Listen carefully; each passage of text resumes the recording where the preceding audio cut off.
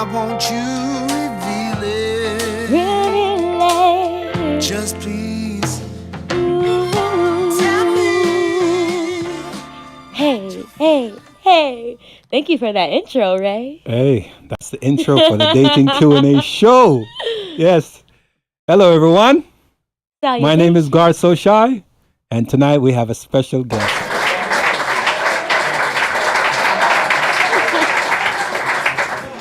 So I interviewed her 6 months ago on one of our shows we call The Street Say, and let me tell you, it was a great interview. I mean, you guys should go back and watch it. You are too kind. Right? You should go watch it. She is, let's put it this way. When I saw her, hey, jump to this camera so that I could talk to the people. Yeah. So when I saw her and having that interview and her antics, how she's moving around and just her cadence was very unique. I was like, man, she would be a great person to have as a co-host on a podcast. You can't make this up. No, you can't. And so I kept on going after her, calling her, sending message, keeping in touch, like, hey, you need to come to the studio so we can have another show. And she said, yeah, but I never really took her serious because she would respond sometimes and sometimes she wouldn't respond. Oh, but, Garth, you made me at such an interesting time in my life. Yeah, but I kept on. And then a few days, it's about a week now, right? Yeah, about a week. I reached out and was like, hey, you should come to the podcast. And I told her, hey, I'm also thinking I want to build a team. And we have a great producer and so on and so forth. And she was like, well, I really want to get into the podcast. And I was like, you really want to get into the podcast? Yeah, you should come and be a co-host and you come let's have a conversation and talking about you again. So I just want to make it clear, Gar. Yeah. The night we met, like I told you, my car had just gotten broken into when I was working at my current bottles girl job. But it was your energy and your aura that really attracted me and wanted me to slow down and breathe a little bit and take my time and get to speak with you, which I'm so glad I did. Yes, it took 6 months to get to this point, but I feel like everything aligned the way it was supposed to align for a reason. And so I'm so happy that I get to spend some time with you again and have some good conversations. Thank you. So let's I'm going to just skim over what we wrote for you for your introduction. I think we just kind of like blazed past it.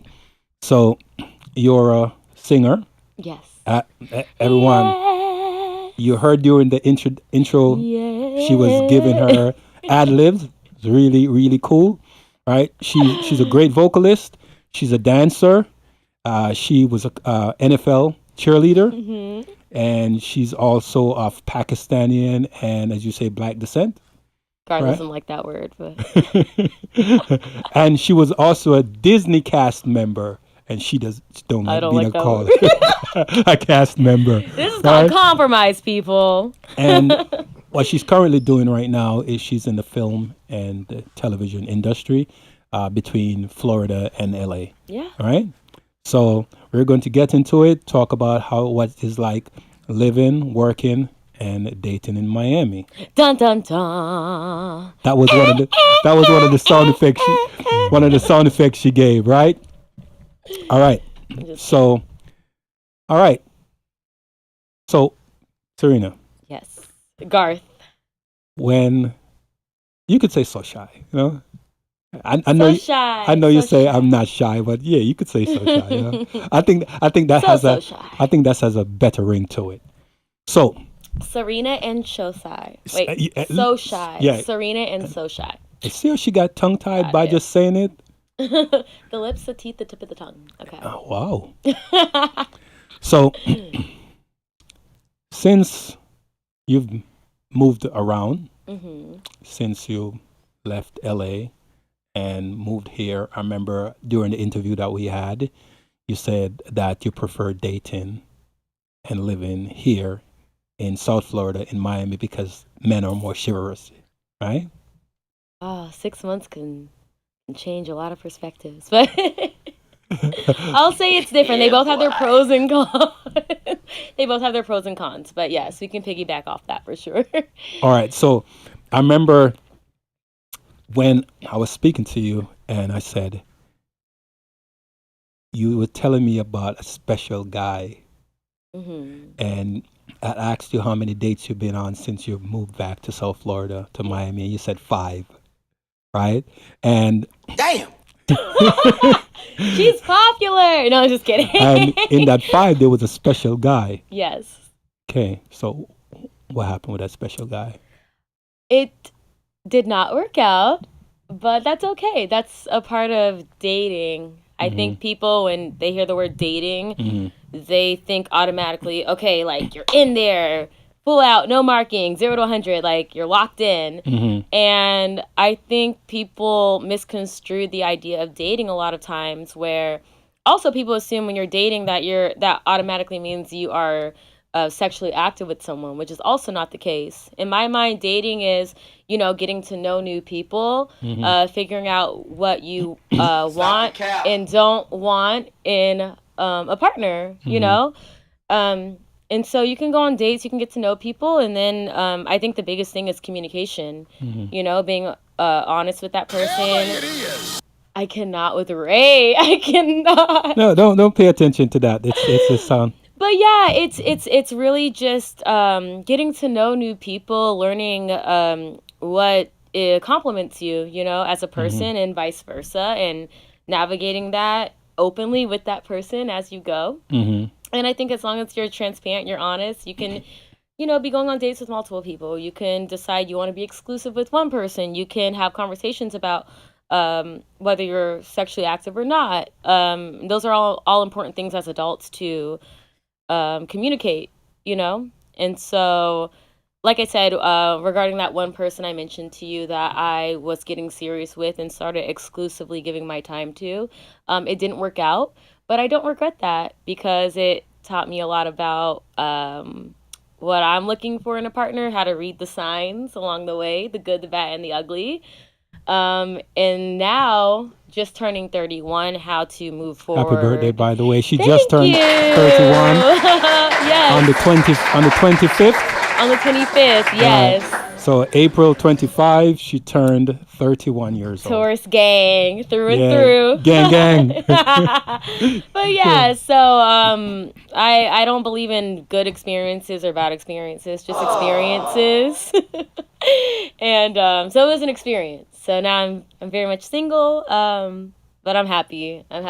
Experience is the best teacher. Yes. All right. A lot of times we harp on the experiences that we have. We are all guilty of it. We'll reminisce on something that happened in the past, and what tends to happen is when we reminisce on what things that happened in the past, we live in the past and we reside in the past, and we're not in the present and looking forward for the future. Right. So what we tend to do is, because we're lamenting over what happened yesterday, we can't see what is going to happen tomorrow and making plans today for the tomorrow. Amen. And it causes us to have anxiety. Every day can't be a funeral. That's true. That's true. Yeah. All right. So Okay. when you're when you live in the past, you tend to develop this emotion of fear, because you don't want to move forward in the future because you fear you're living in the past of what happened yesterday, and so you can't move forward. Right. So to have the outlook that you're having, that it was an experience, and with me dropping a note on it that's saying it's educational, it's something that you learn from, so you can actually move forward, and so the next person will have the better version of you because you look at that as some kind of like educational experience. So, Amen. right? I sure hope so. That's also why I go to therapy, so people don't have to deal with my past trauma. That's good. Therapy is very good, because some of us, we're still living with trauma. Oh yeah. Right. And in as they say in our community, we tend to just hold everything in, rather than go and speak someone, are actually having some kind of professional therapist to talk with. But sometimes I wonder those therapists, who are those therapists? Absolutely. And I'm like, a lot of therapists I know have therapists, but and I don't think a therapist is a one size fits all by any means. I think it very much it has to be the right fit. You know, they're human too. But I think what I like about therapy is that they don't have any personal attachment to you. Right, So it's it's true. kind of this neutral person that can give you tools and resources to help yourself through your life and be the best version of you without any personal attachment. And so I don't think a therapist is meant to fix you by any means. You know, that's not their job. But I think they can offer some neutral insight. Like Some I nuances. said, yes, to give you the tools to assist yourself in being the person that you say you want to thrive and flourish and grow into be every single day. So that's what I like about therapy. I think people have a misconception sometimes, but Okay, so as a Black woman, I'm here to clear the air, y'all. so as far as your therapist, you said give you some tools of how to thrive and live and be the person that you want to be. So what is that person what type of person you're trying to be? What's the better version of Syrena are you trying to bring out? I would say my biggest struggle, I'm naturally a very compassionate, empathic person, and I think that filters into my dating life as well, that I just find the best or the potential in every single relationship I have, datings, friendships, even family relationships, to the point where that can be my blind spot at points, where I'm assuming the best because I know how I'm trying to show up, that then I'm taking on other people's baggage. And a lot of times it comes to this point where I'm like, okay, I'm helping you stay afloat at the expense of me potentially sinking. Because I'm willing to give my last dollar. But the older I get, I'm realizing that, you know, my mental health, my balance, my personal time, along with my career, they're all valid. So just because I'm not working at this moment or doing something that you would deem super, super dire important does not mean that it's not a priority or that it should be put on the back burner. And that's what I realized. I sacrifice a lot of my balance for the people I love.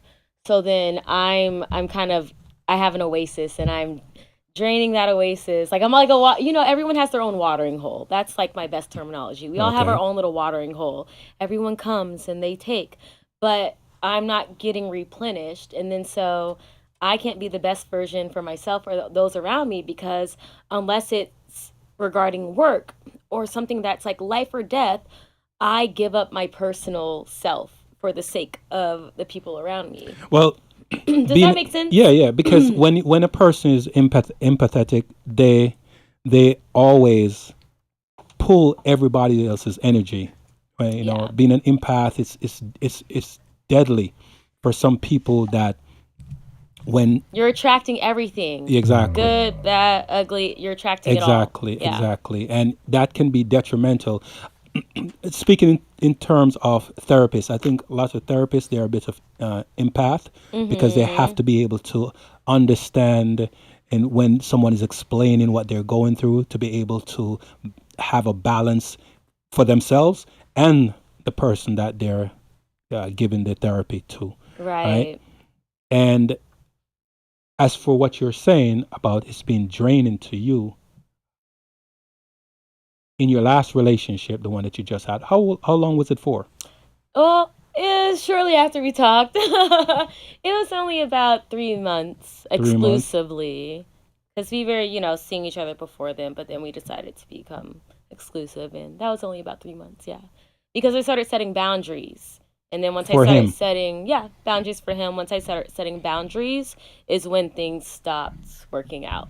All right. So oh my gosh, Ray. So here's what I'm going to say. Right? So we're going to get back to talk about the living. We're going to talk about the working, and we're going to talk about the dating. But right now we're kind of talking about the dating. We're kind of doing it in reverse. Okay. But let's continue, right? Following your lead, Garth. Let's continue. Let's talk about the dating. Okay. You started setting boundaries after you got into a relationship? Would you say that you should have had that conversation prior to a relationship? Absolutely, because I said the boundaries I wanted to set. What were in my those mind, boundaries? just my personal time and that being honored and me not having to show up for this person at the drop of a hat. That was important to me. If family things came up and I wasn't available, like if we have set plans, I completely understand because, you took the time to set those plans for us with me in mind. It's a you and me thing. Those should be honored. But when it's just like, oh, just come over. Oh, just like swing by. And if I'm tired or I need more sleep or something comes up with my family or, it could be a number of things. And then I'm like, oh, it's going to have to wait. I'm not sure if tonight's good. And then me getting backlash or getting resistance. And then because of the emotional attachment at that point, now feeling guilty over that or getting stressed and not moving how I would normally move. Those are the boundaries I talked about setting initially that I didn't implement. And then once I finally started implementing them, I was getting a lot of How old was resistance. this guy? The same age as me. Okay. Yeah. Which I usually date older than me, honestly, thinking I'll get a little bit more emotional maturity. But that's not always the case either. So that's been a learning lesson as well. In dating, what I've realized, because I've dated older, I've dated younger. Okay, yeah, I would love to hear your perspective. I kind of find that a lot of times it doesn't make a difference with the person's age. It's based on where they are in their mental. Hell yeah.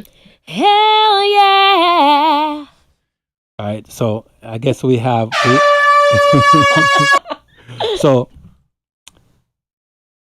in future dating, I'm going to give an advice before I continue. In future dating, come on, always establish all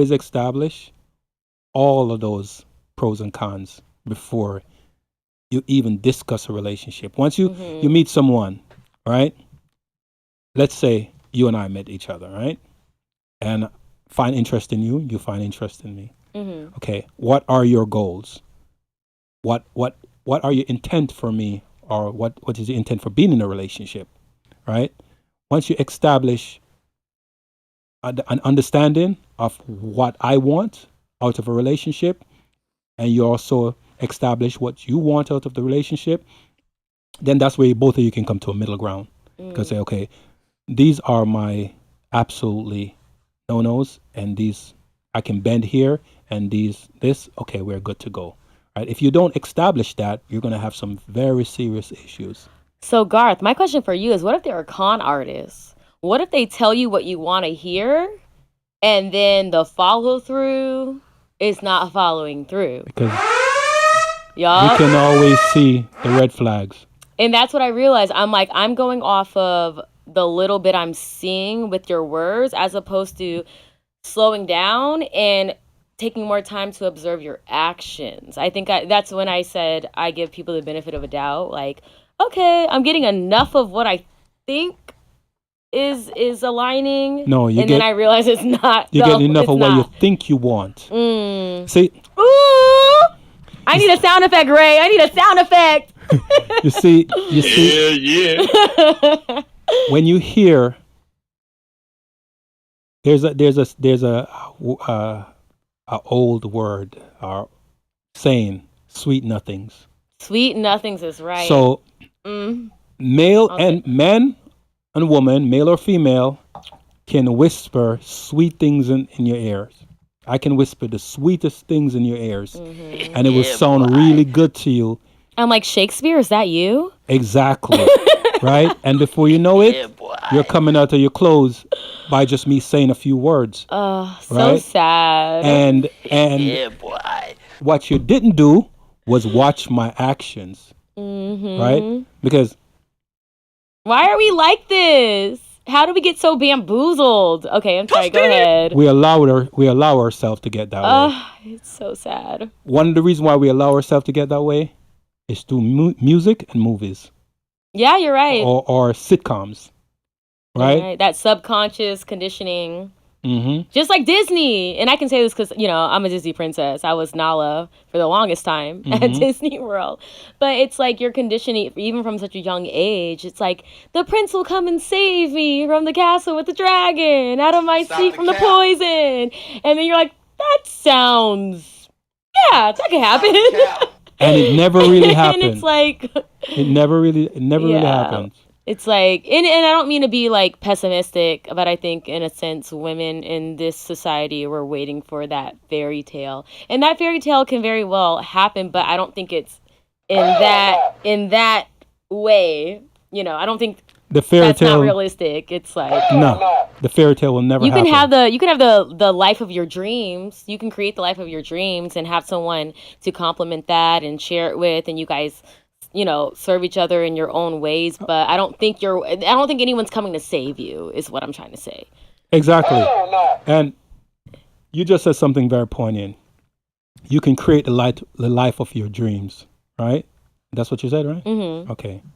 So if you go out to create what you want, and then now you want someone to step in and fill the void, that missing piece to complete that dream, it's only a fantasy. Right. Because you created something based on what you wanted and not created something based on what the both of you want.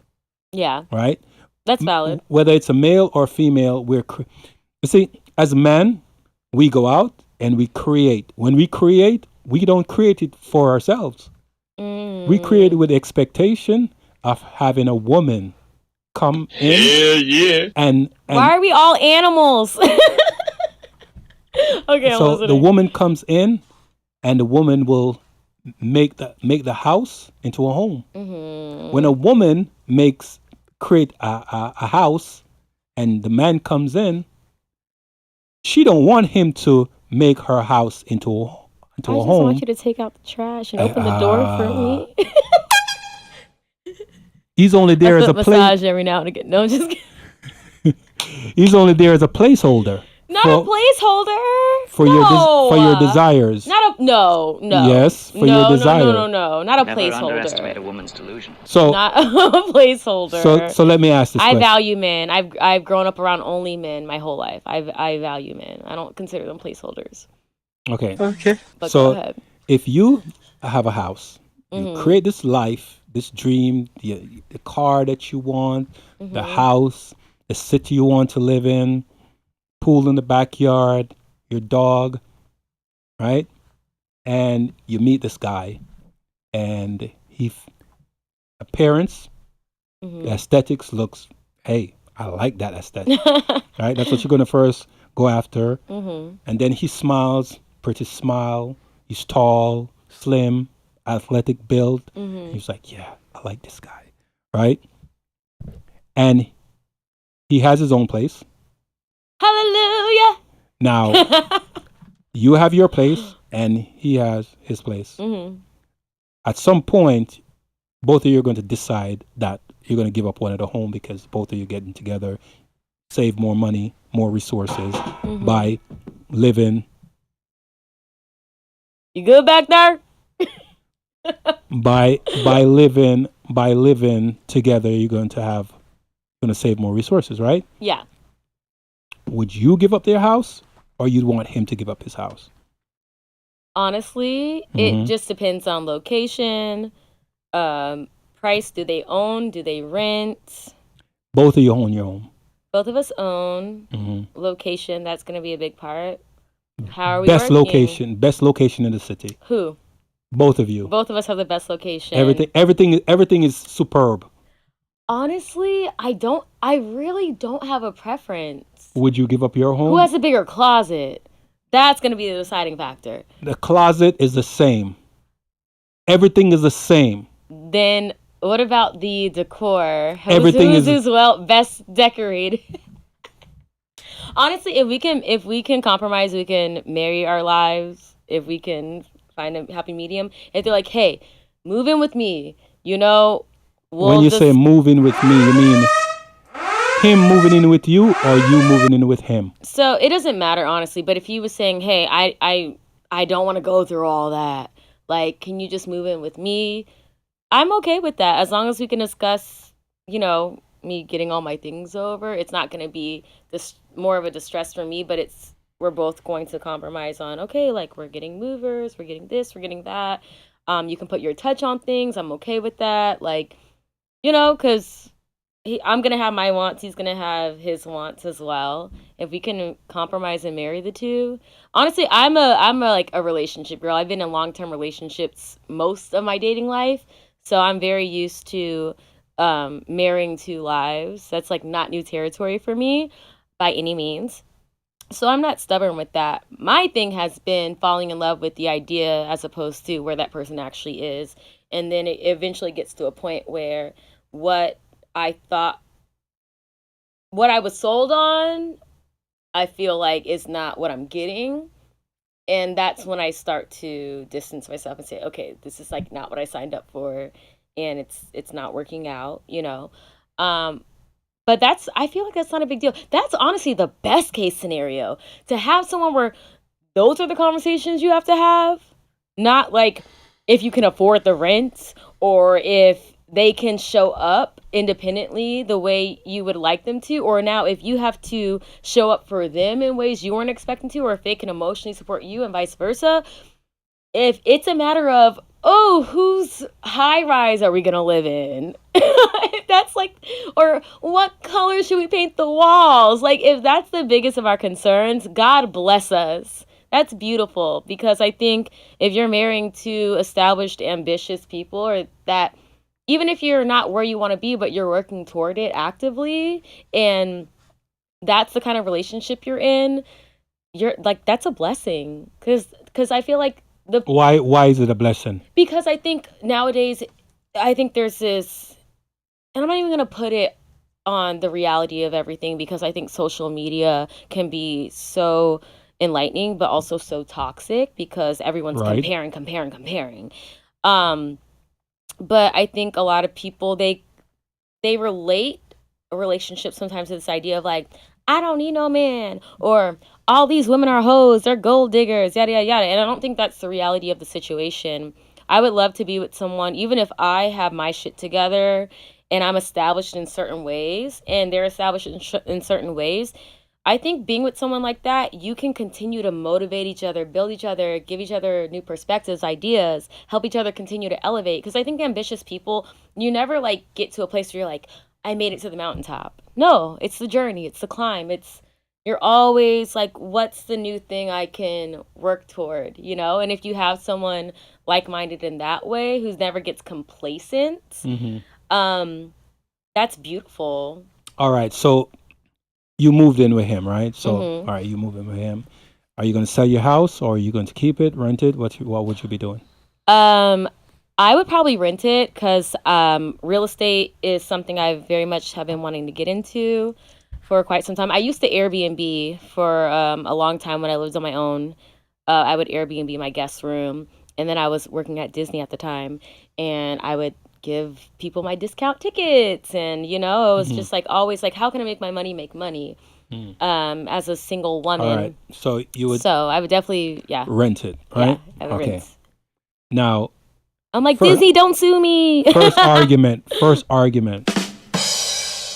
Have the first. That was my dad joke. You have the first argument. Okay. Right? And you're livid, mad. Are you going to want to move out because you already have your house? Let's say you haven't rented it. Okay. Am I gonna want to? No. Would you leave? Exhausting. Would you leave during the argument and go over to your house to cool out? I don't think there's anything wrong with that, but I think for me, I always need a little bit of space because I want to be thoughtful with my words. And I think when you start hitting below the belt out of emotion, certain things it's hard to come back from. Belt out of emotion, certain things. Have you done that? Hit below the belt or like walked away? Both. I have, honestly, I feel like I don't think I've really hit below the belt. I mean, I probably have, but rarely. I just try to immediately leave, like give space. And so if the house isn't big enough to get space, typically I'll go for a drive. I've even gotten a hotel over the weekend.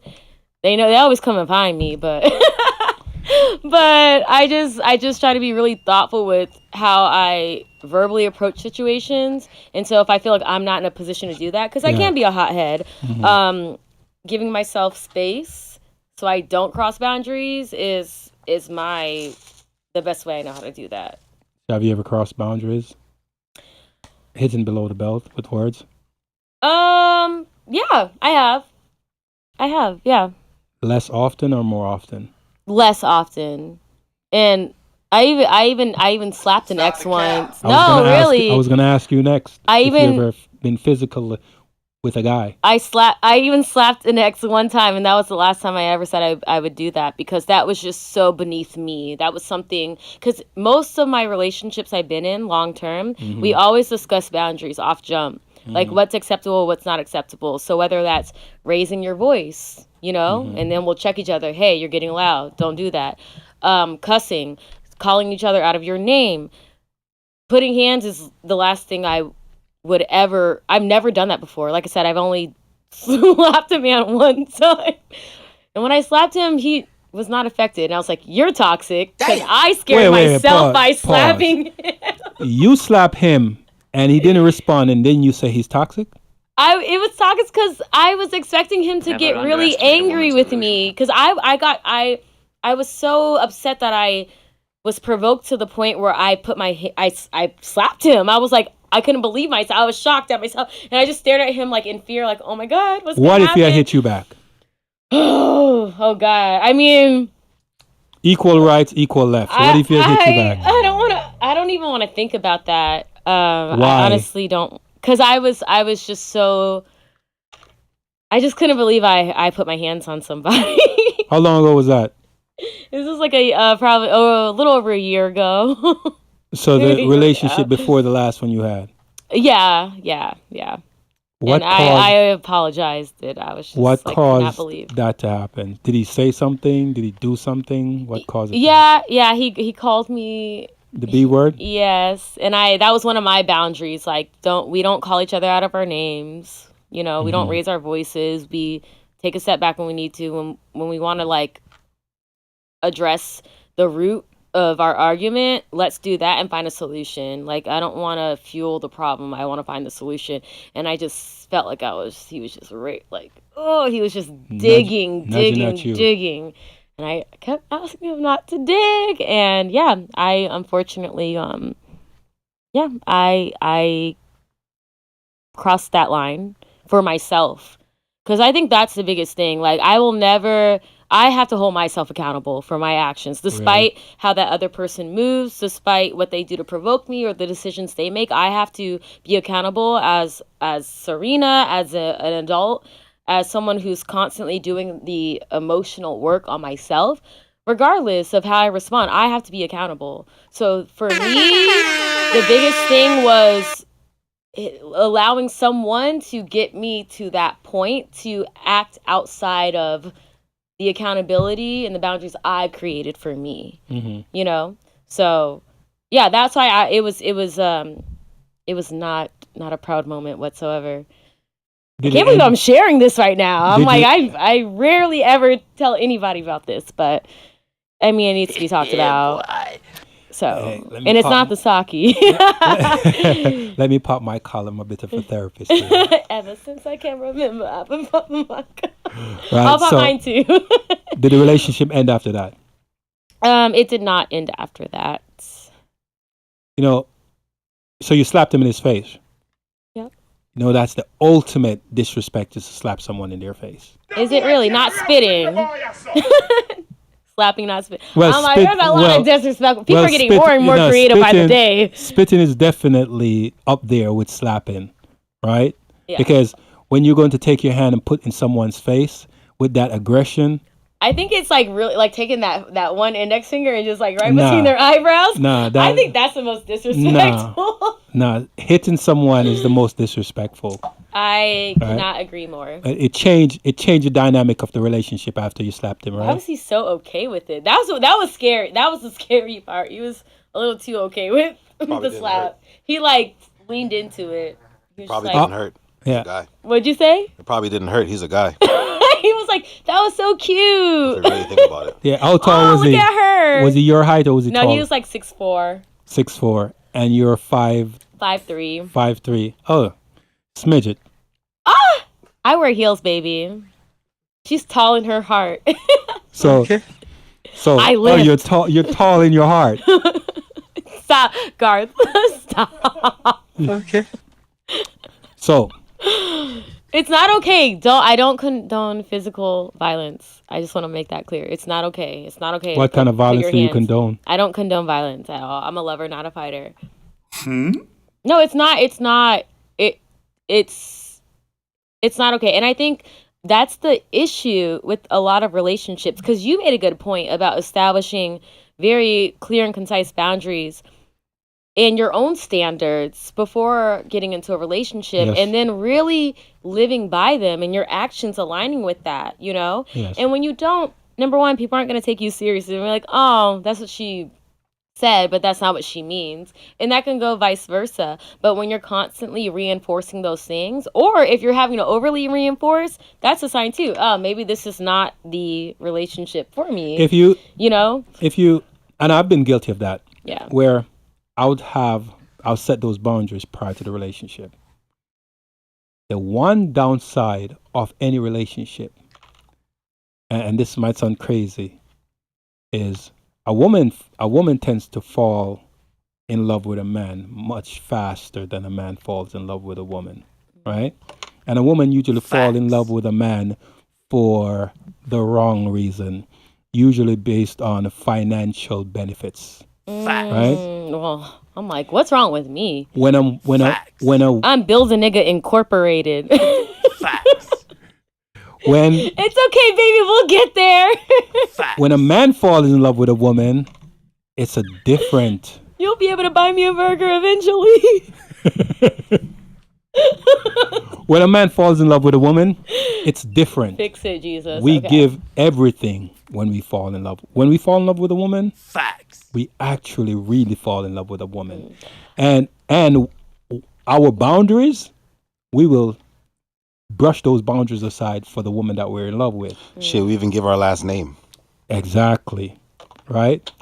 Keep my convection. What tends to happen if that woman have a nefarious mindset or wicked heart, she will make plots and plans to tear down that man. Oh, that's horrible. And when we see it happen, no big deal. That's just her. And y'all do that. And we will let it slide. But what's happening is that the woman is writing that down, making notes. Oh, she let me slide right there. So what's going to happen? She's going to push the boundaries. Because here's the crazy thing. You know what's very very common between a woman and a child? What? They're very much alike. Facts. Think about when we're young, right? And our parents don't want to give us what we want. What do? Fit and rage, right? A man that grows up tends to grow out of it. Most of us, not all, most of us. Takes a little longer sometimes, right? But that's just depending on the person. That's true. But most of the time, the woman never grows out of it. Facts. If any man want to test if a woman grows out of her childhood pestilence, her behaviors or fit when she can't get what she wants from her parents, make her pissed. Tell her no, and make her pissed when you tell her no, and we'll see how a woman acts out. You know what, Garth? I love that you said that, because something my mom always told me is like, the same way that's a little test. My mom's like, just show up a little late for something, and don't give a overly thoughtful reason. Don't be like an asshole, but, just be like, oh, time got away from me. Show up late, see how they respond. That's a little like test of like them not getting their way. If they're really punctual and you're late, just see how they respond, because that could happen. Try, like, test them in the same way you're saying, tell a woman no. You know, don't give her way. See how she responds. One really cool thing that I learned was when in a new relationship, do something where you have to build something together. Mm-hmm. It could be a puzzle. It could be an IKEA coffee table. It could be an obstacle course. Anything that it requires like both those people to assist each other. I think that's bullshit. You think that's bullshit? I don't think it is. I'll tell you why. Why?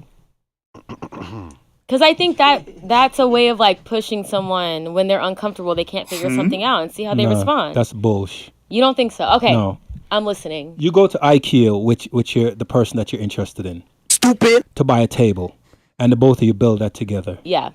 That's very trivial. One of the best way to know if a person really means you good. Okay. Money. Let money become the element that will make the determining factor if that person is a good person. So you're not wrong, because money is one of the highest reasons of divorce. Relationships. Yeah. So finances are a huge part. I don't shy away from that. Before we get into the depth of finance, just on the surface level, let's say you take that same $100 or $200 you're going to go to IKEA and buy something with from IKEA, right? And you say, hey, babe, here's $250. Stupid. I'm looking for a new table. I want like maybe a nice little piece in the corner there, maybe to put my lamp on or something like that, right? Mm-hmm. Here's $250. And then she goes to the store. There's two ways this can play out. Mm-hmm. She can go to the store and she sees a table, and the table is $300. And what she'll do is come back and say, hey, I see a very nice table. It's $300. I think that would look good in the corner, but I only gave you $250. Mm-hmm. Right? Or she could see the table, and the table costs $200, 190 something, taxes and everything, $200, and then she keeps the 50. Bruh. That's an option? Those are two ways. Oh my God, I'm so Pakistani. I could keep the 50? No, you can't keep the 50, but that's a way to test a person.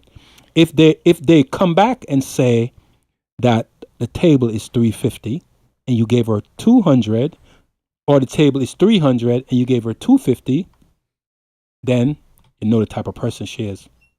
If she keeps the money, you know the type of person she is. Right? Let me break it down. She takes the $250 and she buys the table with $200 and keeps the $50. You can't trust her with money. She's going to steal from you at some point. Mm-hmm. Hell no. If you give her $250 and she come back and tells you it's $300, that's a gold digger. She's going to bleed you. I would have just paid the extra $50 if I really liked the $250 table. No, you would do that. Let's say that's what you would do. But you know what a lot of women would do? Is one of those two things. Keep the 50 or come back and tell you need another 50. You really think a lot of women are like that? No, I'm genuinely asking. I dated several women like that in the past. I didn't know. I have friends that have been with women like that. They didn't know. Because here's my thing. I want to piggyback off of that because since dating down here, I've experienced a lot of men being really shocked with my decision making, but like in a positive way. So piggybacking off of what you said, I was dating someone. He was like, hey, I want to take you out. Like, I want to take you on like a vacation for like a week. Here's $500. Just like go get some things that like some outfits that you think you would like. Because like I said, I'm bi-coastal. A lot of my belongings are in Cali.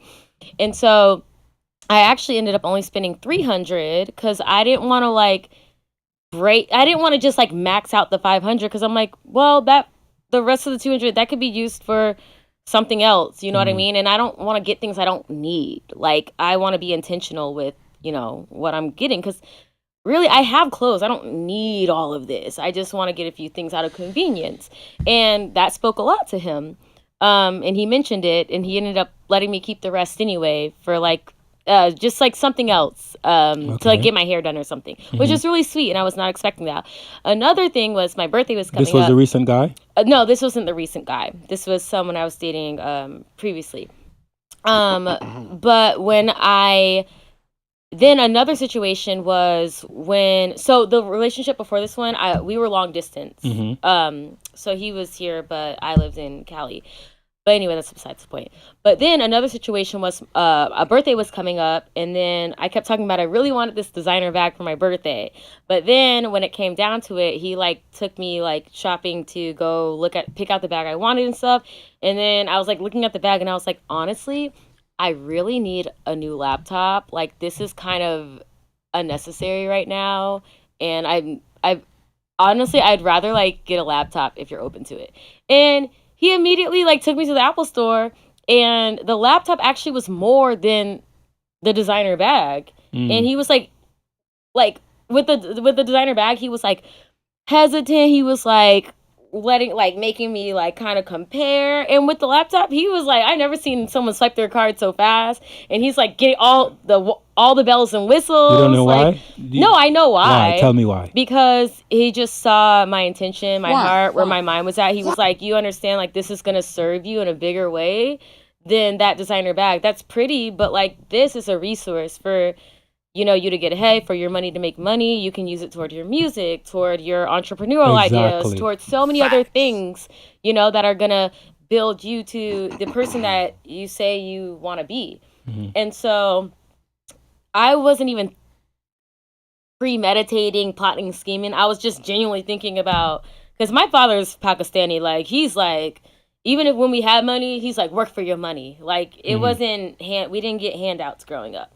So that like concept, I'm just like, when I say like no one is here to save you, like I genuinely like I want to create the life of my dreams, and I know like if someone can help me with that, I'm so grateful as like a partner. Like, wow, like pause for a second. But I don't expect it. Pause for a second. Yeah. In the dating, yeah, cut me off because like I'm so long-winded. Just like, no. Cut me off, please. No, that's not why I said pause, because you made a point that I need to really get home in on that point. Everyone says, and it's the norm now, right? Partner in a relationship. So when a man and a woman is dating, before there was no such thing as that's my partner. Now we all hear, that's my partner. Okay. That's the biggest farce there is. Why do you say that? All right. Facts. There is no partnership in a relationship besides when you have children together. That's a partnership, because you're raising the children together 50-50 or 100-100. And you're going to share grandchildren. And you're going to, exactly. That's the partnership.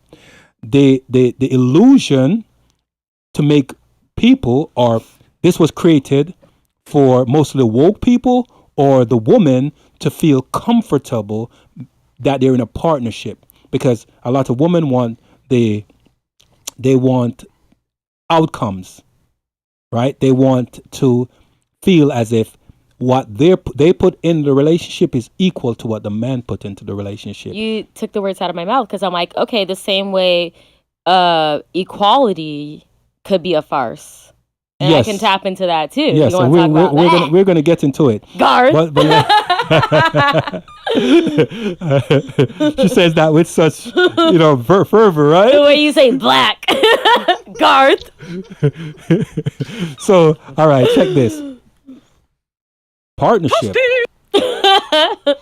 Here's where the farce is. Most relationship, you remember I asked, when we spoke back then? On the street, Yeah. I asked about, is it a relationship or a manipulationship? You remember that question? There was a reason why I invented the word manipulationship. That should be in the dictionary. Right? Yeah, I think it should be in the dictionary, right? So, manipulationship is when two people create a relationship and one is trying to manipulate the other to get more from the other, because whether it's a male or female, and most of the time it's usually the female that manipulates the man to get more, because there's a word that you use, and there's one of the reasons that you say you date down here, because you say you learn from experience, but you date down here, and you find that men are more chivalrous from down here, right? Yeah, but they're all. Oh wait, I'm going somewhere still with it. deciding which one I like more. Yeah? Why? Do I want my car door opened or? Why you think the word chivalry? Did that word chivalry came up for men or did it came up for women? Chivalry is definitely pertaining to how a man treats a woman. Exactly. Obviously. So, if a man and a woman goes to a car, pick a car.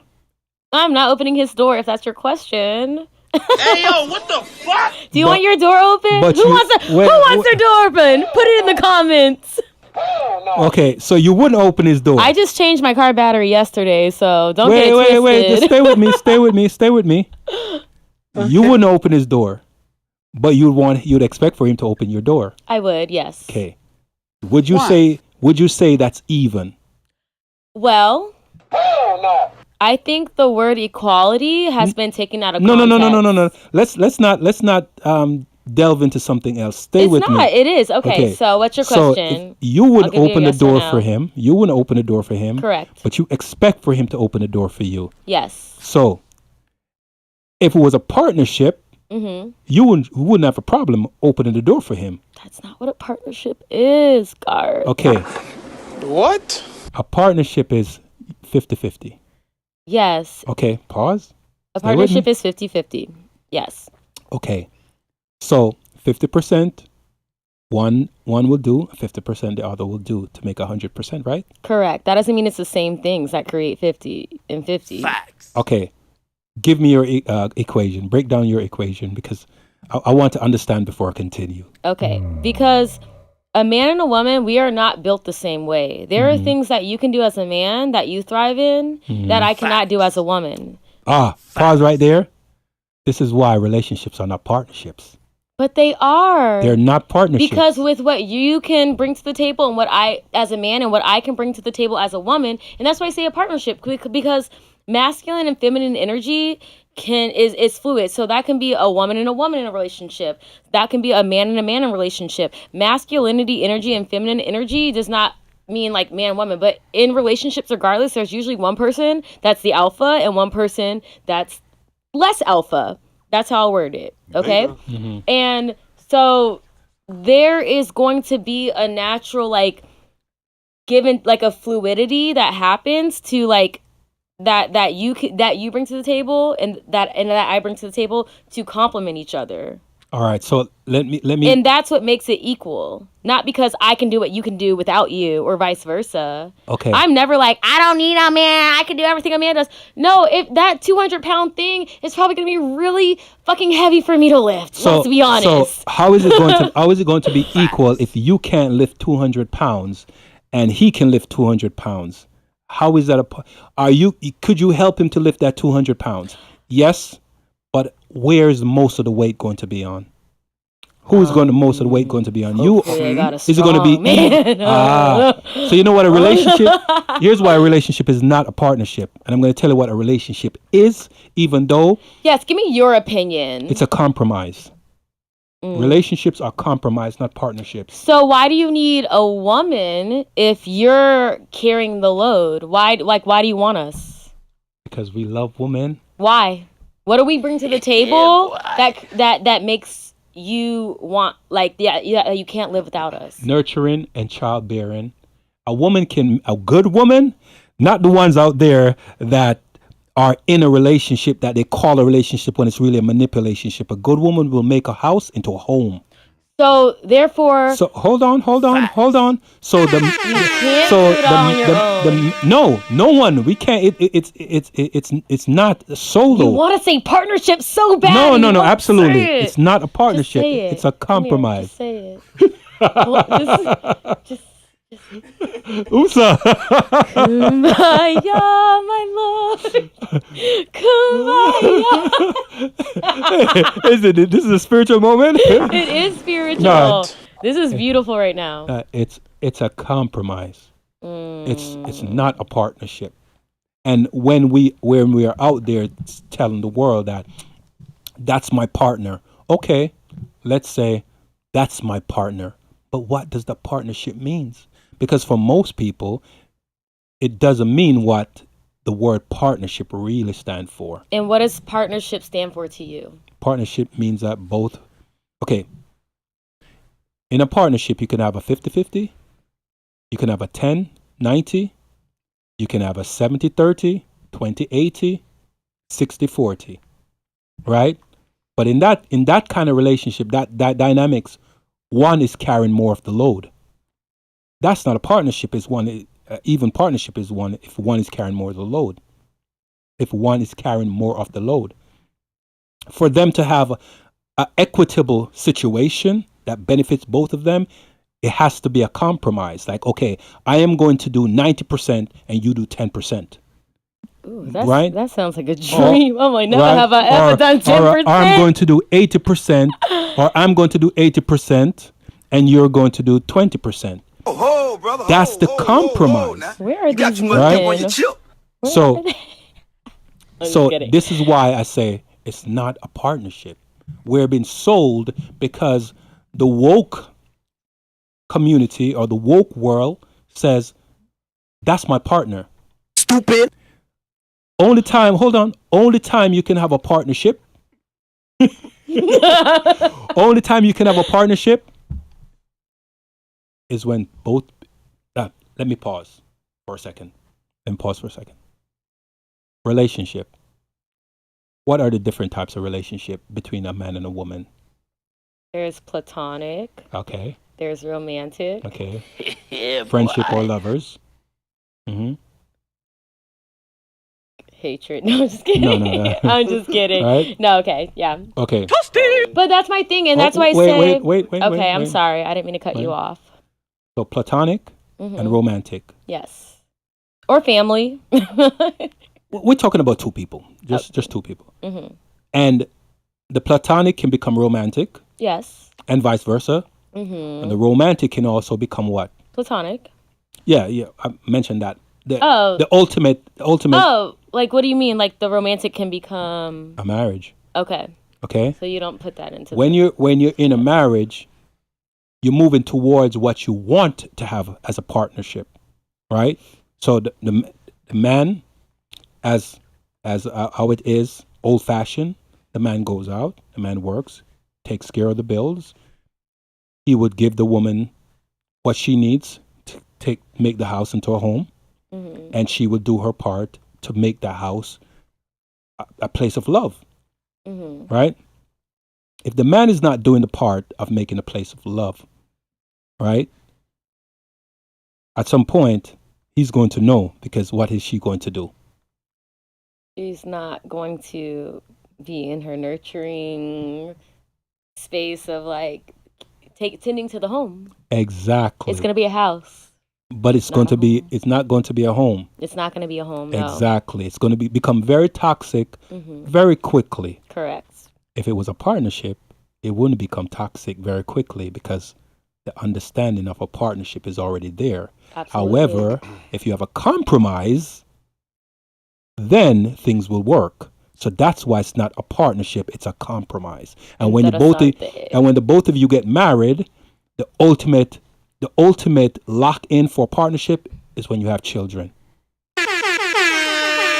So that's when it becomes a partnership. Having the off seeds is what creates a partnership. Yes. And before then, it's a compromise. It's a compromise. Okay.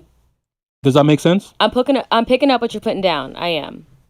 Because I've never thought about it in that way. It's all BS until you get kids involved, because that's the true test. But I think also it's like, okay, you have babies, you're not married, then you have baby mama drama, or, whatever, and it's still toxic. There's still no balance. It's still a mess. And you could even be living together, but so you think consummating that marriage, making it legal is now what makes it a partnership? By you signing documents? I'm going to answer that question. I was hoping that would have come up because that was going to be my next thing. Okay.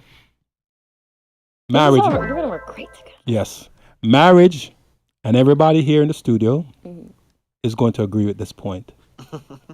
We'll find out. When you're married, Now it's getting steamy. when you're married, okay. So marriage, you asked a question about being married and signing legal documents. Yeah, because we were focusing That's on not having marriage. babies is what makes it a partnership, and I'm like, That's not marriage.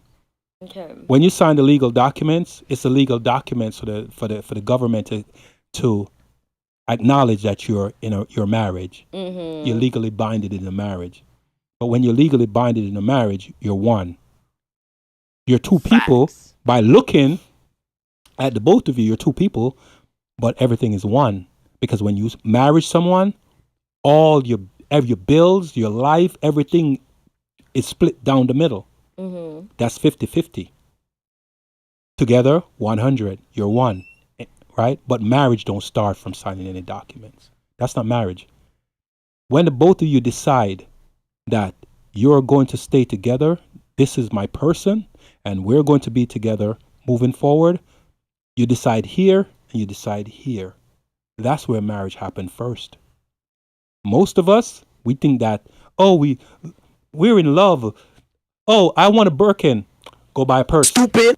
Oh, I want a car, go buy a Benz. Or hey, you make $1 million a year, go buy a Bentley. So I have a question for you. Yeah. So once deciding here and here, we are married. Now, are we partners? Your partner is only when you have children. Regardless of marriage, not being married. It's a compromise. I could not stand you, and I happen to get pregnant, and I don't believe in having an abortion. Stupid. And now we're partners? No. So what is that? If you're with somebody you can't stand. Stupid. I know you are. If you have none of my business. None of my business. No, make it your business. If you have a child with I'm someone just trying that to you can't understand stand. your verbiage and your perspective on what partnership means to you. So I'm trying to give you all the. I don't think it's just to me. I think it's generally men. But you know what, Garth? You know Hold how on, many people... let's stay to the point, because you asked a very important point about if you have a child with someone you can't stand. That's not a partnership. Well, obviously, when you have the child, it's at that point you're not. I can't stand you. Like, you're not thinking that. Do you know how many women out there that don't even know the child's father's last name? I do. Because of hookup culture? I do. And that's not what I'm referring to, though. Okay, what are you referring to? I'm referring to you focusing on the fact that partnership is not created until you form life together. But I think there's more to that, and I want you to just like hit the bullet points. Not only having children together, but deciding you're married here and here. I feel like those are 2 points, and I'm like, okay, hit the points, because though they can all be separate things, and that not be a partnership. And in my mind, you don't need to have children to commit to a partnership either. You know, so I just kind of want you to clarify. All right, so let me clarify that. Let's use your last relationship. Yes. Okay. I'm going to assume that you went into it with all good intentions. Absolutely. And I'm going to... I had nothing to gain from this man. I want to make that very clear. And so did other people. Okay. In your opinion, did he have something to gain from you? Depending on his intentions, absolutely. Okay, you don't know his intentions. You don't know what his intentions were. So Facts. you're making these points after the fact. Well, you don't know what his intentions were getting into the relationship. No. Okay. I would say on paper, he had more to gain from me than I had to gain from him. All right. So since we are harping on the point of a partnership because you want me to concede to you. Saying that I don't want you to concede. No, you do. I just want clarity. To clarify. Okay, so I'm getting there. Because I wanted to talk about what equality means to me. And okay, you're hold on. We're gonna get there. Partnership versus hold on. Compromise. We're gonna get there.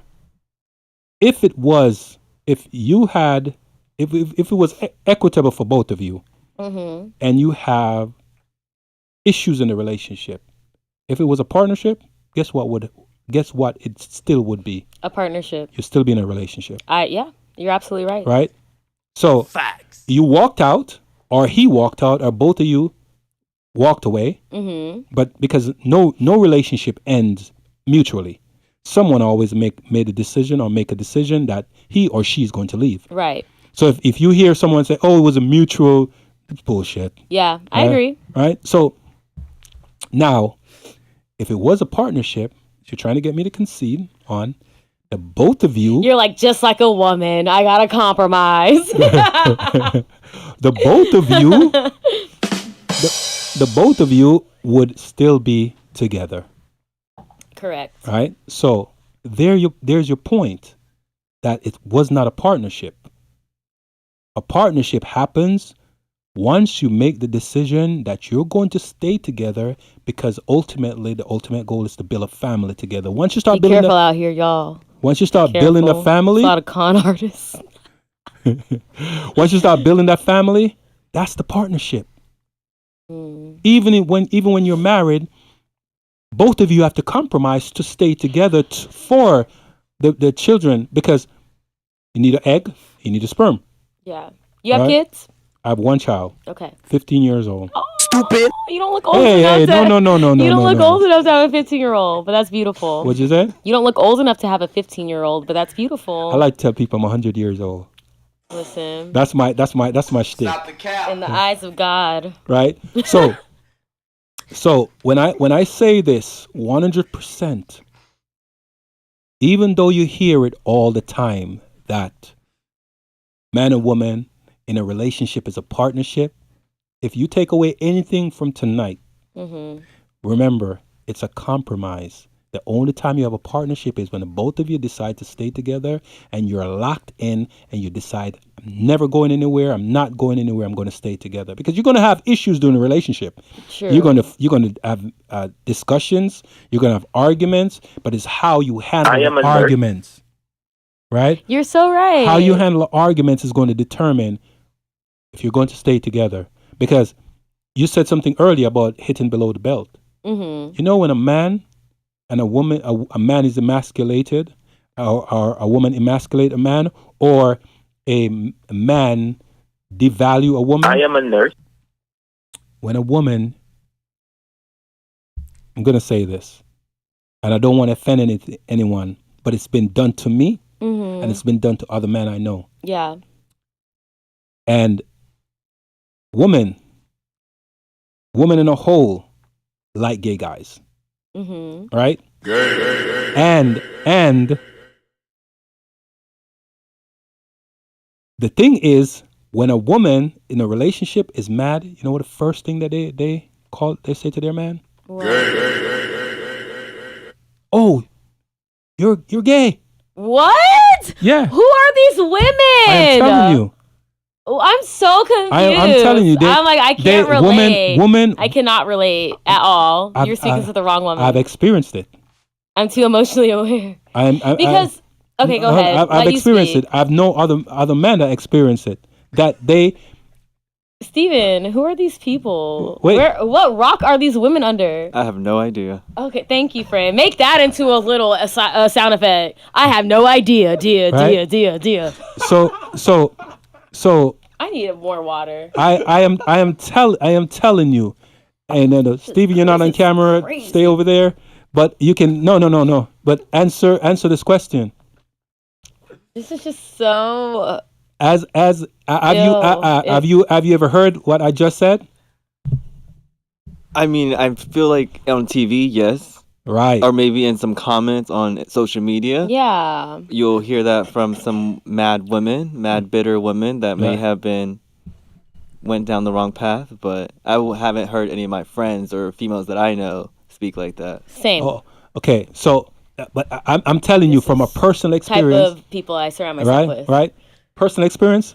It has happened to me, and Poor I know thing. other people that happened to. I think what G is alluding to is when most women congregate together and they kind of go over the topics of, oh, you want to hang out with the guys or you want to be with your friends mainly. Man, that's gay. Man, y'all gay. I think that's what G is alluding to. So it's not far-fetched. Okay, I think it's just the way he articulated it. Okay, he's speaking patois. I got it. No, not So, speaking I'm patois. just kidding, guys. I'm just gonna. I'm gonna anchor chain a little bit. Of course. No. Okay. I think that's. I mean, okay. When you put it that way, that is their unarticulate way of just saying, "Oh, you would rather spend time with your friends as opposed to the person that you're in love with, i.e. me. Therefore, I'm hurt. Therefore, that's my way of letting you know I'm hurt, that I feel left out, that I'm not enough for you to choose me over them or to integrate me." No, they use it as in those they use it as an together. epithet. That's how they use it. They use it in a negative way. They use it as an insult. Of course, it's an insult, but How? That's their grade school way of letting you know you hurt their feelings. You must be gay because you want to hang out with all your boys instead of me. When in reality, you gotta read between the lines. No, some of them will say it like that. You must be gay because you want to hang out with your friends. But no, they'll just downright say, you get in an argument, discussion, oh, you're gay, or they use the F-bomb word, not the F-U. They use that. Yeah. Oh my gosh. Oh yeah. So trashy. And those are usually the ones that have the most amount of gay friends. Those are the ones that need to go to therapy. Right? And they use it in a manner to demoralize a masculine man. Instead of taking the time to thoughtfully understand what they're really feeling and express that. Not if you think you and your wife are equal.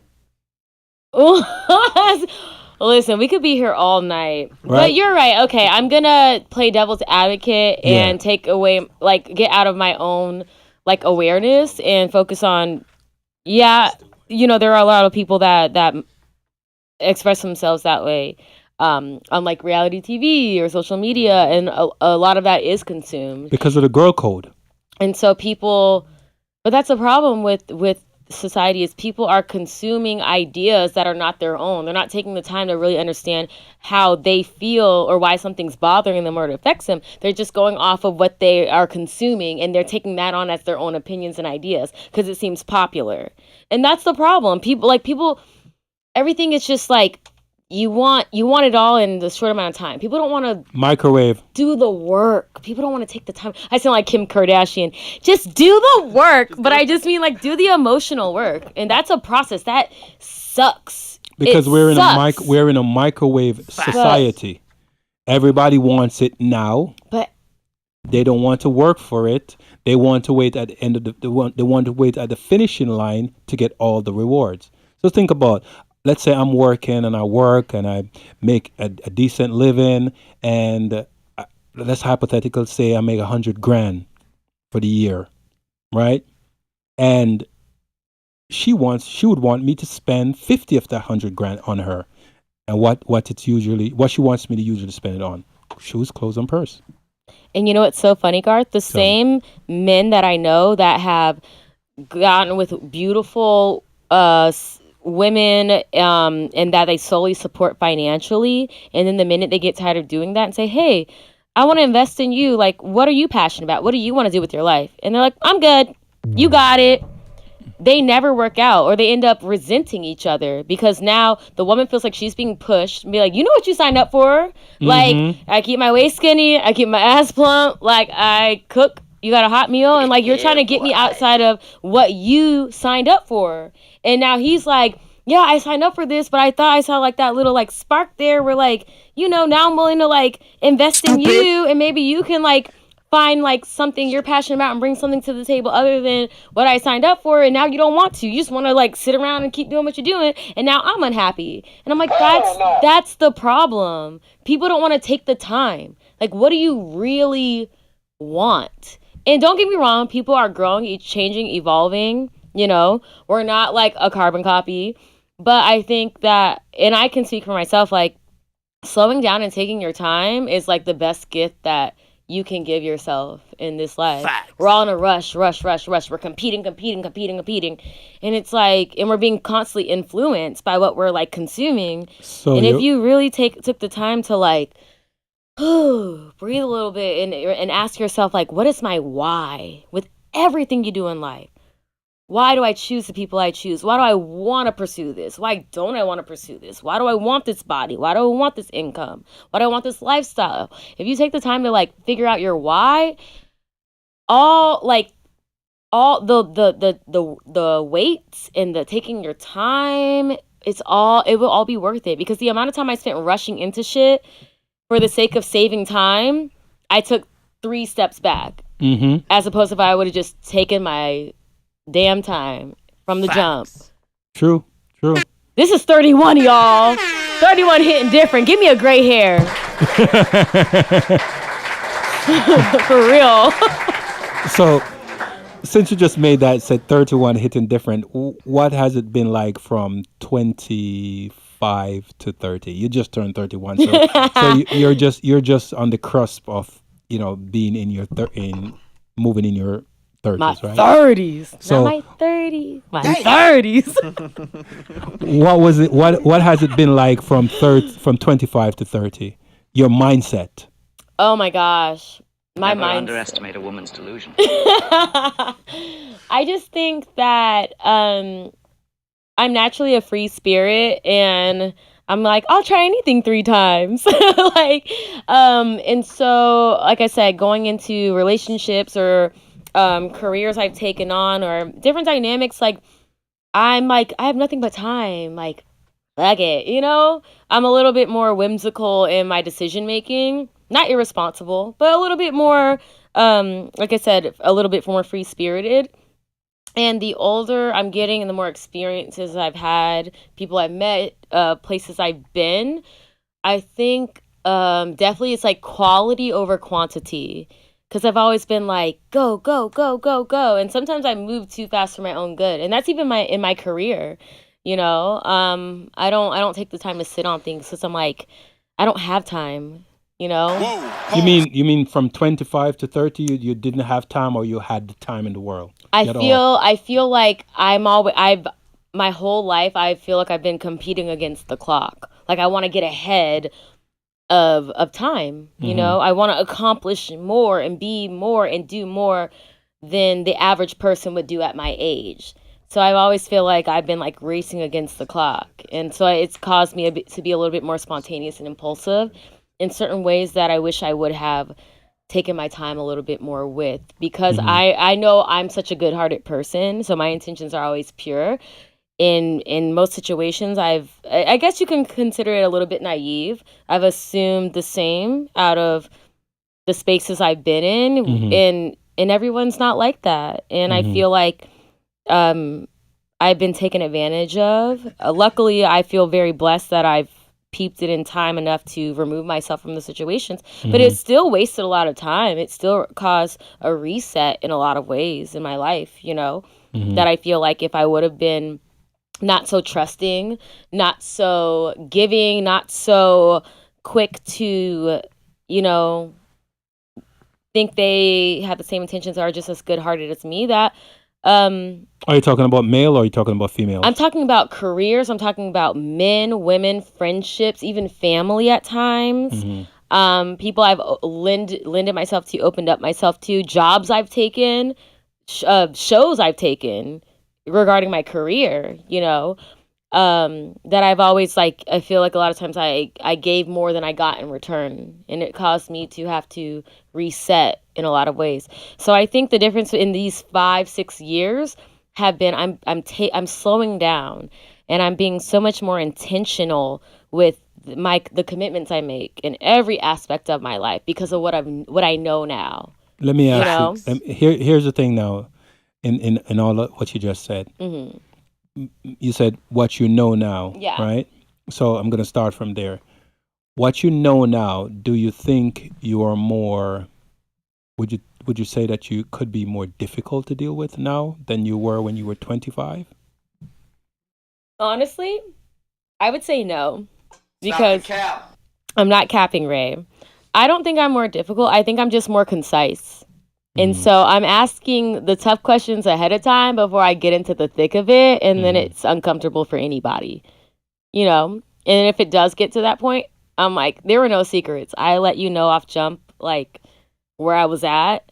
what my expectations, my standards, and this is what you said this experience is going to be, or this dynamic was going to be, and now I can make it uncomfortable because of what you committed to, because I know what I committed to. And before I was more like just like playing along to get along and let's see where it goes, and now I'm like, I mean business, and so there's no. Why does it mean business for you now than it was when you were between 25 and 30? Why? I think it meant business then as well, but it was like the unknown was more exciting for me, and like the possibilities, which can be beautiful, and I still have those, but now I've seen the ugly side of things too.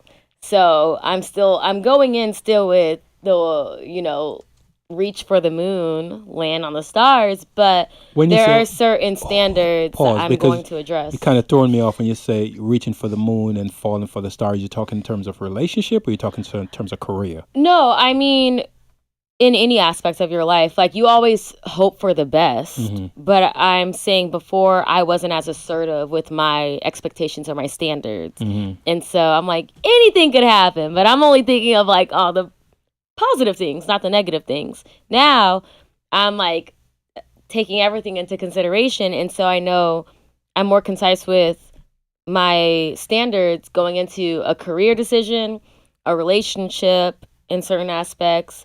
Obviously it's not like bulletproof, it's not like dummy proof, but I'm just more assertive off jump. Like I'll get offered a role, they'll be like, oh, I think you'd be great for this. Okay, what's the rate of pay? Is it union? Is it non-union? What are the dates? Where is the shooting location? There's so many things I'm asking. There are roles I've been offered that were really substantial roles that I feel like could have put me on the map a little bit more than where I'm at in my career, but I realized it was nude scenes. If I'm not comfortable doing nudity yet, those are things that need to be discussed, not something I'm being coerced into on set once I get there, right? And that's why I say like I'm so much more secure and grounded in certain ways being where I'm at now at 31 than I was at 25. All right, I'm going to ask a question because of what you just said. Before I'm going to ask the other question after. You said parts that you take or you'll be offered, and when you get there, then they try to coax you into doing nude scenes, right? She belongs to the streets. Now, let's say you're in a relationship, and you took a part.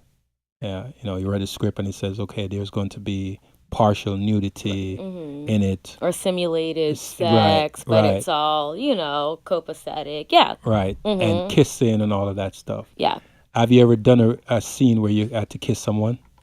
I've done a scene where I've had to kiss someone, but I've never done anything like simulated sex or nude or anything. Were you in a relationship? You can look me up on IMDb, baby. Syrena Sayed. Don't get it twisted. Okay. So, talk to my agent, baby. So, were you in a relationship then? Was I? No, when I did. No, actually I was. No, I was in a relationship at the time, but I was dating another actor, so he was very understanding. Here's my question. Now, this is the reason why I asked. As a woman, being in a scene because kissing is an intimacy that could lead towards sex or men are so basic. No, I'm just kidding. Cut that out, because y'all are gonna splice that one part as clickbait, and then I'm gonna get shat on. Cut that out. I'm going to say this. Man, we are basic. No, you're not. No, here's why. We're simple. Anybody can be basic. We're simple. We're not hard to please. The things that we do is to please the woman. So that's why we're basic. We're basically trying to make the woman happy. Stupid. So did that kind of help you? Yes. Help you out there? Yes. All right, cool. All right. Ray, I'm gonna fight you. So in a relationship, right? In your relationship, while you're doing a part and kissing someone, Yeah, boy. if you're not dating an actor, do you think that person will feel uncomfortable with you simulating sex, or nudity or kissing someone on set? Most people I dated have not been, even though they pretended to be, like, hypothetically, but then when it came time for me to take on a role, it was like I was having to give a lot of validation to my partner, person? yeah, which is exhausting. Because I don't think it's hard when you're dating someone not in that industry. Not saying everybody, but most people they don't get it. It's like so foreign to them, and they like the idea of it. They think it's so cool. Oh, I'm dating a performer, entertainer, an actor. But then the actual lifestyle itself, it can become like very difficult. It can create a lot of insecurity. Pause for a second. Stop for a second. I don't know. I don't know if I could date. Yeah, that was my follow-up question. That would kiss another man, because I think of the saliva. I think the saliva. I think of the bacteria. You don't have an OnlyFans. You're not doing Pornhub. It's like listen. Do you know what? But when that check clears, do you know what? When you see that check in the mail, you're gonna be like, "Go ahead, baby." Do you know what mono is? I'm fully aware. And on set, whenever you have to do those types of scenes where you have to be intimate, like everyone's tested. From mono? Well, COVID tests have been done, STD tests. But when you're doing simulated sex, that doesn't. No. I'm not even gonna get into that. For the kissing. For kissing, a lot of sets they clear you for all that stuff. From mono? I mean, I don't know for mono specifically, but you have to get tested. Like, I wasn't even allowed to work on set without getting swabbed for like a bunch of stuff. So like, you've done work without getting swabbed, and I've done work having to get swabbed for. But like, no, I mean, I can't speak for every set. I can't, I'm not like the arbiter of like Hollywood, but I've been on a lot of sets where whether you're doing an intimate scene or not, they swab you. Like, they're like, well, COVID obviously, but then also they swab you for just like standard infections, diseases, so everyone's comfortable. I don't know if I could. They even have like choreographers on set. If you have to do anything intimate, they have choreographers on set, so that just you're makes comfortable with when you have to actually shoot. Like, you're like, ugh. That just made me feel like uncomfortable, because I don't think I could see my woman kissing kissing a man. I don't know if I could handle that. I think it's separating the art from the artist. When you're storytelling, you're portraying a character that is going to tell a story. It's going to impact people. It's going to create change. It's it's really special. It's you're sharing your vulnerability and your art with the world. That's going to change people's lives. And people may not view it that deeply, but as an actor, I view it that deeply, and I would hope my partner would see the bigger picture, not just the personal reason of feeling, uncomfortable. All right, let me clarify. Because it's bigger than me. Let me clarify something. The kissing that I'm talking about is not like the peck on the lip. Oh, I know what you're talking about. I'm talking about the deep tongue kissing where you can feel the person's tongue tickling in your back. Whoa! What kind of dragon? You sure that's a tongue? Are you sure that's a tongue? Exactly, Steven. Oh yeah. God! So that's what I'm talking about. Like, man, I don't know.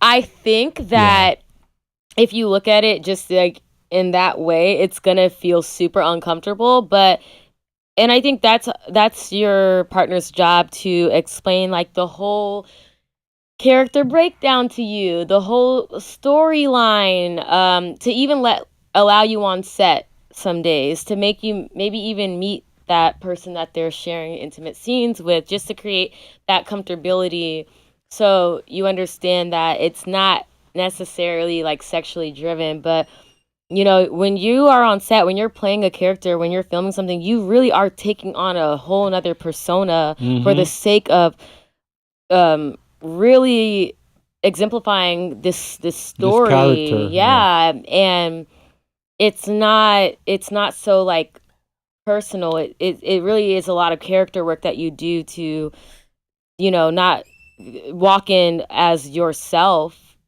but walk in like really telling a story. And yeah, like I said, taking on a whole nother persona. And I think if you can implement your character, or sorry, not your character, implement your partner into that lifestyle, and they're open to it, to make them feel comfortable too, because it's like I said, it's not for everybody. And I think that as an artist, it is kind of my job to make that person feel as comfortable as possible.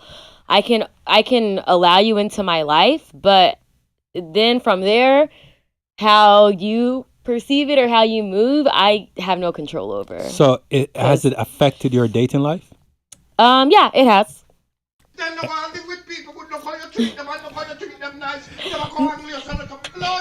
Not with everyone, but honestly, my longest relationships, those are the ones that they were very open-minded and understanding and involved and supportive. Were there actors as well? No, not all of them. No. And it was the ones that were like, oh, I love that. Yeah. Oh my gosh. Yeah, that's so cool. And they're like bragging about me. And then once I like book something, they're giving me hell. They're making my life miserable. They're just like disrupting really my peace. Yeah, they were uncomfortable of you, you know. Yeah, I was like, you're not gonna make it, baby. By the time we get to the red carpet, you ain't gonna be here. You ain't gonna last. You know, it's not for the faint of heart. I would say this, for the most part, a lot of the times, like the guys who are the most supportive usually be the ones that be the most deceptive. Yes. Especially like, oh, I don't care if my girl does OnlyFans and all that. Cap. Well, that's different. But if I'm on set with Celine Dion and I have to do a kissing scene with Celine Dion, yes, she actually gifted me. Wait, Apple. No, we're not. Wait. Let's back the truck all up. night guard, and Steven has sacrificed enough. I think let's do a part two. Let's do a part two. I'll ask him in a second. Wait, back up. Let's back this truck up. Let's back this truck up. You got enough content from me. Don't make me a meme. You say that Celine doing a kissing part with a female? No, I'm saying he was comparing it to OnlyFans, and I'm like, that's not what I'm referring to. You realize you did say that though, right? Just now? No, did I say that, Steven? You mentioned Celine Dion. I said if I'm doing a movie with Celine Dion and I'm in that movie and I have a kissing scene, that's me being in a professional, like I'm talking about the standard of the production. If I'm in a Sony, okay, let me rephrase. If I'm in a movie produced by Sony Pictures, doing a kissing scene versus on OnlyFans, those are not the same thing. That's not the same caliber. So I would not expect my partner, the person I'm dating, to be okay with me doing OnlyFans. But if I'm in a Sony picture production, you don't want to touch the button on top. Oh, I'm sorry. If I'm in a Sony picture production and I happen to have a kissing scene, I would expect them to have a little bit of wherewithal. You can't put them in the same category, is what I'm saying. And I'm a professional. I'm signed with a professional agency. I just had a movie come out on Amazon Prime. What's the name of the movie? It's called Clinic. Little plug. My character is Hazel. Yes, I play an exotic dancer, but I'm not nude. Congratulations. Stop the cap. Thank you. Go watch it. It's called Hazel. No, it's called Clinic. Clinic on Amazon Prime. Guys, write that down so we can go, because when I get in, I'm going to definitely watch it. Thank you. Yes. Pull it. We Googling now. Yeah. Google it. Yes. Yeah, pull it up. Let's see. It has really high ratings on Rotten Tomatoes, so it's a really good film. They're talking about. My director was amazing. Yeah. Yes. We're actually a buddy of mine we're actually going to be doing independent movie reviews. We already came up with the name and the logo and everything like that. We're going to do it at here because there's another studio across here. It's a podcast studio, but it's audio only. Congratulations. So we're going to be doing independent movie review, and we kind of just looking at who we're going to use to be the host for it. I love it. I love it. I love it. Did you find it? Type in clinic. Clinic. Like Dr. Clinic? Yes. The Clinic, is that it? No, it's a movie. It's not where are you? Amazon. It's just Clinic. I think I found on it Amazon I found Prime. it on my phone. You found it? See, it popped up on Steven's phone. Put Clinic movie. Yeah, put Clinic movie. Found it.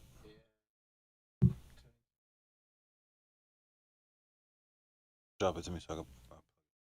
But anyway, so I was just expressing that, you know, you can't clump all art into one category, you know, and compare OnlyFans to doing a high budget. You found it? You know, film. Yeah, it's not the same. You found it? Yeah, we good. Pull it up. Let's Hold on. Yeah, just. You guys continue. Yeah. So hold on. We're gonna read the description to make sure it's right. A young mother succumbs to the pressure of a quick fix medical procedure. That's it. That is very okay. Yeah, that's it. Yes.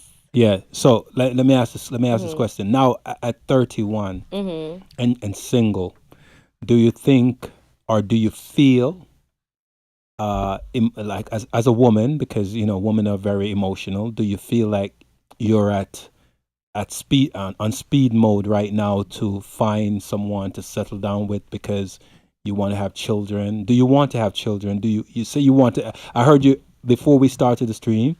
You said that you want to get married. Yeah? One day. Okay.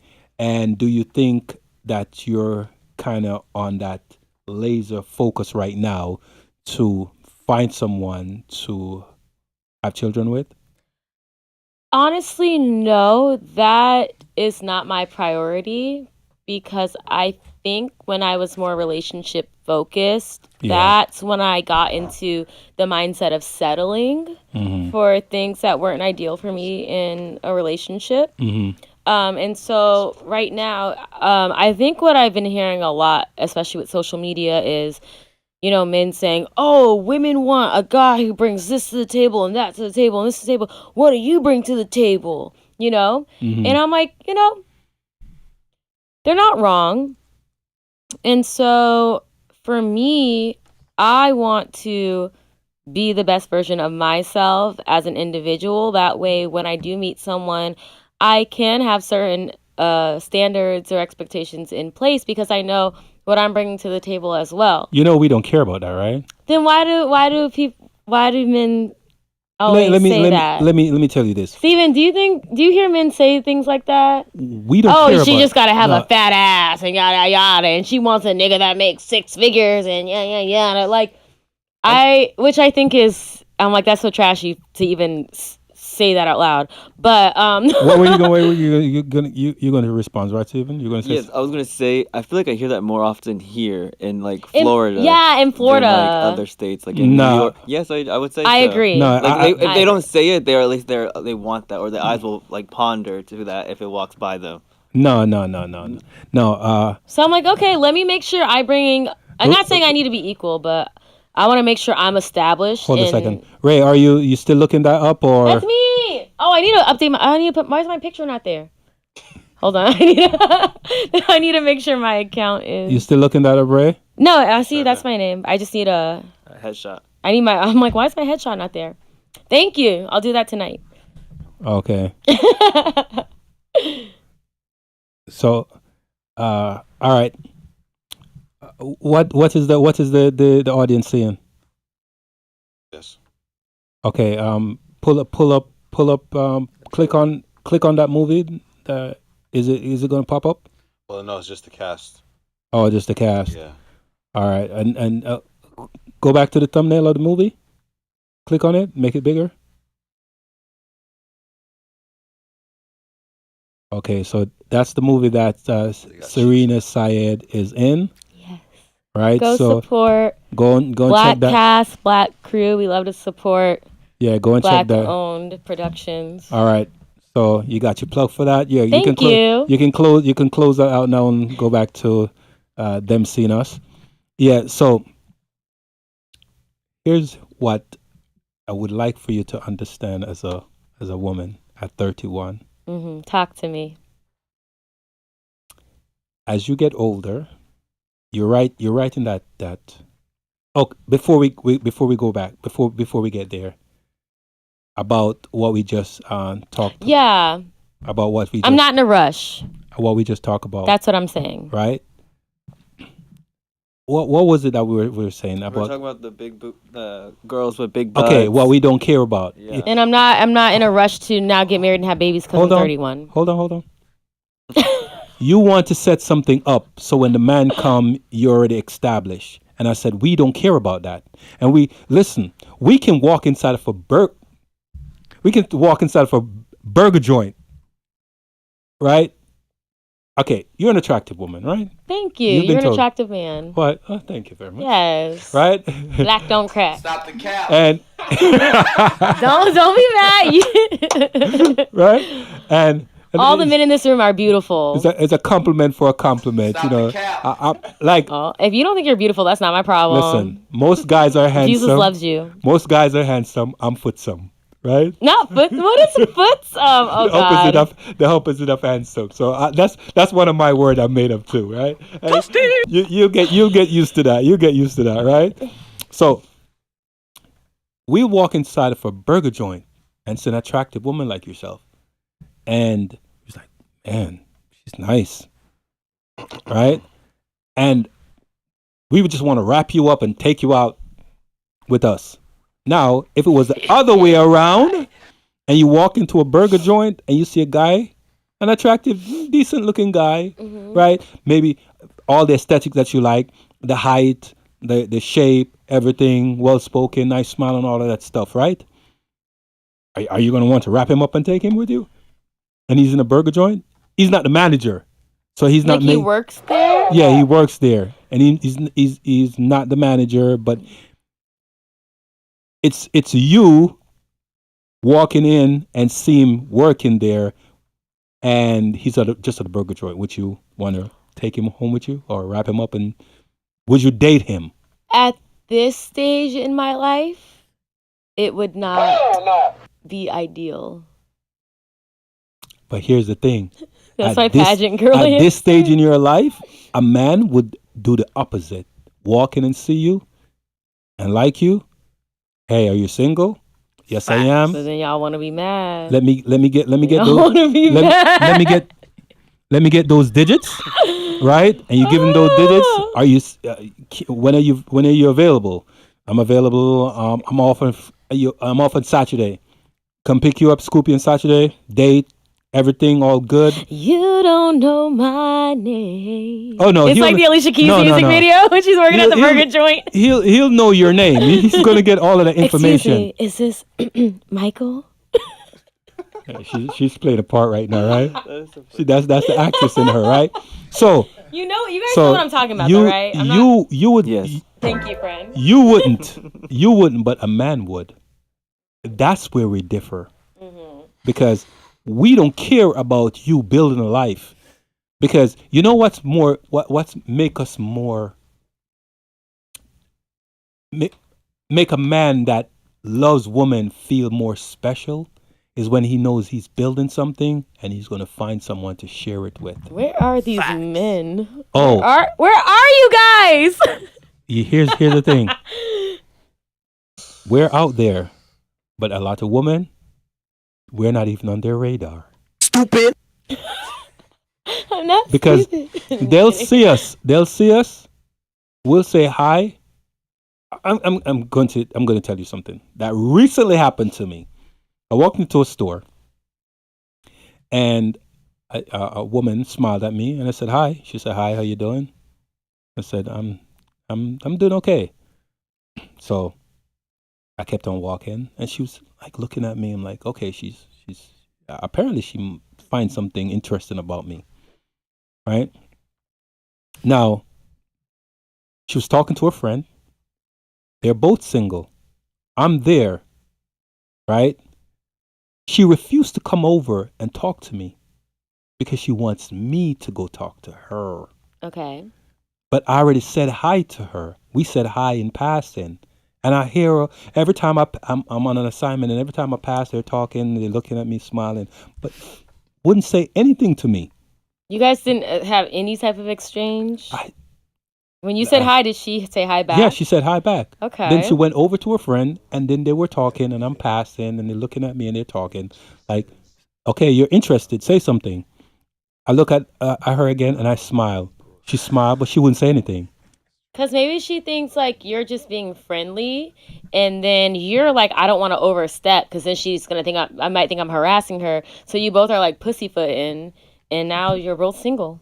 Stupid. No. Stupid. Are you single? I didn't even ask. Me? Are you single? Since 100 years ago. Oh, Lord, Jesus. Red flag. Do the red flag. Sorry. Do the red flag. Hey, no, I ended my last relationship. I want to add, you know how you guys are making a point, and G is adding on that not all women are the same, but we have to also add that not all guys are the same, because I see that she continues to say, where are these men? Where are these men? Right? So let's not forget that not all guys understand how to have like that real work ethic. Not all guys understand how to calibrate their mind to their goals. Mm-hmm. Facts. And not all guys really understand how to have good judgment. So just want to add that there. Thank you, brother. That's very that was poignant. A sermon. Yeah, that's very poignant, Charles. All right. So going back to my point where I said we don't care about that. We literally see something Charles we want. I care. we see something we want, and we're going to go after what we want. The woman wants to build this lifestyle and just want the man to come and fit in. We don't care to fit into a woman's lifestyle, because when we fit into a woman's lifestyle, we are looked at as less than. We are insulted. The minute she can't get her way, leave. It's my house. Because it takes out the I'm not going to speak for everyone. I think what you're alluding to is it does take that respect factor out of her mind a little bit, because you are just succumbing to everything her, and you're not asserting yourself as a leader, you know, and y'all marrying your lifestyle. So yeah, to an extent, it's like at some point you're going to get walked over. There's going to be a lack of respect. But why though? There. Why? Because I think it's like, because we're animals at the end of the day. So and it's like that's an excuse, because I've known couples till this day. I know people that have been married where the woman is a breadwinner, but not in this generation. The woman is a breadwinner, and the man is not. Right, and he is respected by her. She goes out. She's a nurse, right? They're married for years. She works. She brings in most of the money. He's a mechanic. Because it's not about someone making more money. It's about it was her knowing house. Yourself. It was her house, and he moved in. Yeah. So it's not about who's making more money, yada yada yada. It's about establishing yourself within a relationship. So when you're just always just becoming like malleable to that other person, it's like, what is your identity? What do you bring to the table other than like now just succumbing into and piggybacking off of my life, right? So that creates the lack of respect. See what I mean? Man, we don't care about that, because when we look at it, a woman don't piggyback off our lives. Facts. They come and be an addition to our life. We want that. Because 9 times out of 10, y'all like to be providers in a sense. Even if you don't make as much money. Remove that off the screen and just bring us back up on the screen, full screen. Are we live? Who do you think I am? Oh. You're Stingray. Also, Steven, just give me like a finger when it's time. It's time? It's time. All right, so we're gonna wrap. We're gonna wrap up soon. So we're gonna have to do this again. We're gonna have to do. We can do a part 2. No, we're gonna do. You coming back next week? Steven. I mean, sorry, Stefan. Steven. So you're coming back next week? Sure. Yeah. So we can do a show. But Okay. I'm telling you. Oh my gosh, we like. Yeah, tell me. So much. No, nothing. It's just go ahead. Somebody get kind of excited here and forgot her thoughts. No, I was like, we could we have so much to unpack, but I was like, let's leave it for another time. Yeah, that's all I was gonna say. Definitely. But the last point I want to ask before you leave, because I was getting somewhere and then we got sidetracked and started looking at a movie and blah blah blah. Right. At this point, at 31 years old, because you're in that, you say you're not rushing, but as you get older, do you know that your eggs are drying up? Look at this face. Do I look 31 to you guys? No. Okay. Looks are deceiving. I might freeze my eggs. I'm not gonna lie. Okay. Oh God, nope. Another conversation. I'm just saying I don't want to rush into something just for the sake of like a ticking time. I'm just like God knows what I need when I need it, and I'm just, I guess to an extent I'm walking in faith. But I'm also like, there's so much technology out here. No. Like, I could meet somebody tomorrow and marry them in like a week. I don't know. Freezing eggs don't work. God's just laughing at all of my plans. So the ratio for that to work is 20 eggs to 1 working. Or IVF. I don't know. I'm just saying, like, I'm not going to succumb What would be the ideal thing for you? Would it be freezing your eggs, meeting someone, get married in a week, or meeting someone that you could build a family with? It would be meeting someone I could build a family with in like 5 years from now, just doing things as naturally as possible. What if 5 years from now you can't have children? I guess I'll adopt. I'll cross that bridge when I get there. I don't know. Would that be ideal for you? I mean, everything I thought was ideal changes constantly, and then God's like, "Ha! Joke's on you." Stupid. So you're invoking God in this? Yes. I don't think that God have anything to do with it. I mean, choices are choices. I don't I don't like drop my food that I just paid $50 for and be like, God's mad. Like, no, I'm not like an idiot, but I think that I do believe in a higher power. I think that choices, obviously my choices, create outcomes, but I'm also constantly working to being at peace with where I'm at, because I don't want to rush into a lifelong decision of creating life and committing to a partner and all of this just for the sake of time. So that's why I'm like, I'm surrendering myself to time, and I'm okay with whatever that leads to, and I'll cross that bridge when I get there. We're gonna follow up with this next time we get together. But everybody, I appreciate you.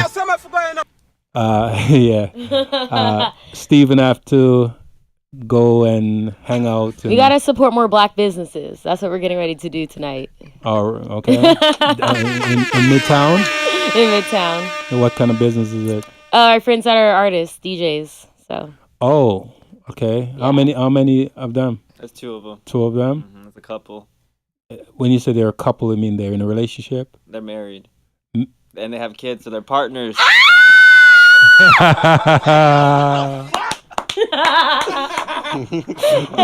You see? He gets it. That's my friend. He gets it. All right, everyone, thank you. Not if you think you and your wife are equal. Thank you so much for having me, my Capricorn brother. Thank you for coming. Syrena Sayed, everyone. Check her out on Instagram. She's an actress.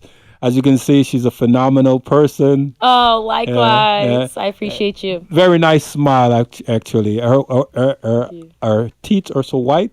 I swear. Not as white as yours. Come on. We're getting there.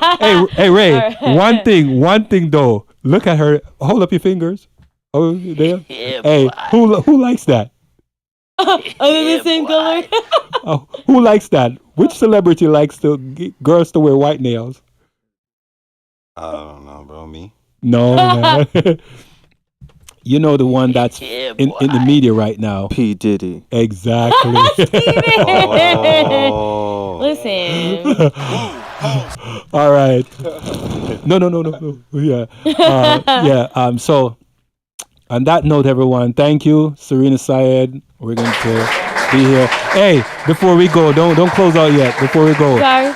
she is going to So shy. definitely be a regular because I'm trying to get her to be a part of the team as a co-host and bring guests, and we all just have a room packed, and so we can have major conversations. Amen. Right? Good conversation. But it was a pleasure having you here. Thank Definitely, you. You're coming back next weekend. All right. So we're going to have another guest in here next weekend. So everyone look out for that. He's already confirmed. And thank you. Like, share, subscribe. And remember, question everything and let's talk about it. And drink water and Yes. mind your business. I've been sitting here thinking about all the things you do for me. Oh, you do me. I'm wondering if it's the same for you. La-di-da-di-da-da-da-da-da. I lose my mind.